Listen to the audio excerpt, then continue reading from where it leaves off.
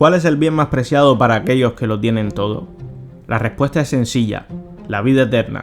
Ya se ha hablado en otras ocasiones de cómo numerosas empresas multimillonarias y magnates internacionales se han dedicado al estudio para conseguir humanos más longevos. Pero hoy te contaremos en Shark's Mind cómo es posible que estén más cerca que nunca de conseguir el elixir de la inmortalidad, gracias a su salud, el país de los millonarios que no quieren morir.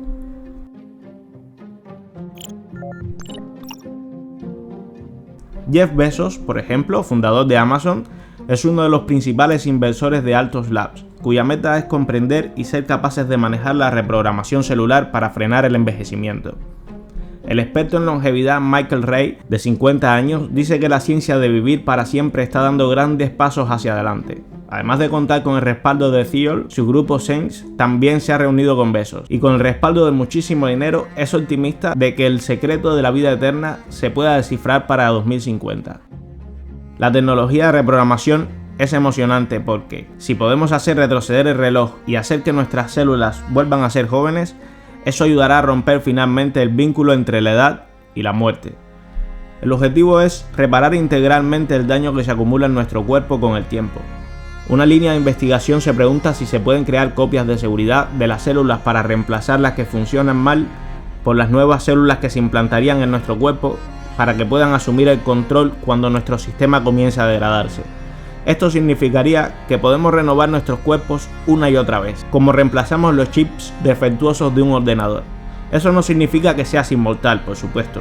Aún puedes ser asesinado o golpeado por una infección catastrófica como el ébola, o morir en un accidente aéreo. Todavía puedes morir al día siguiente o vivir hasta 2000 años. Se trata de lo que sucede en tu vida. Asimismo, Google también ha invertido millones de dólares en el desarrollo de Calico, empresa fundada en 2013 con el objetivo de estudiar y detener el envejecimiento y las enfermedades asociadas al mismo. También son frecuentes las informaciones que hablan acerca de la posibilidad de alcanzar la vida eterna gracias a la criogenización, congelando nuestro cuerpo a la espera de que la ciencia dé con la cura de las enfermedades que nos aquejan. El problema es que algunas de estas investigaciones pueden requerir ir un paso más allá de lo éticamente posible, y sobre todo, de lo que permite la ley. Pero todo se soluciona con dinero, o al menos eso es lo que piensan algunas de las personas más ricas del planeta.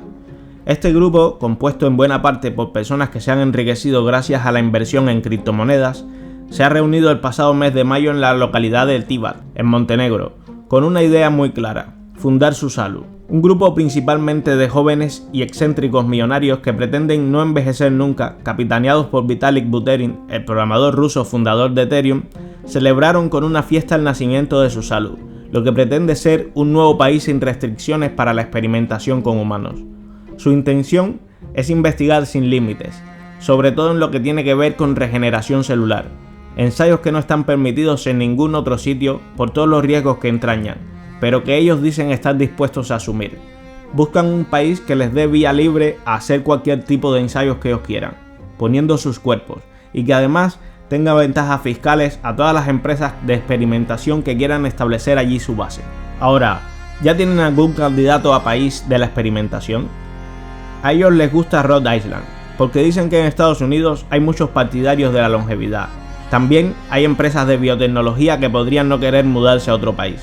Otra de las ventajas es que tienen una población pequeña y creen que si mucha gente se muda allí, se puede hacer con el poder y cambiar las leyes. Hay una segunda opción, en Montenegro.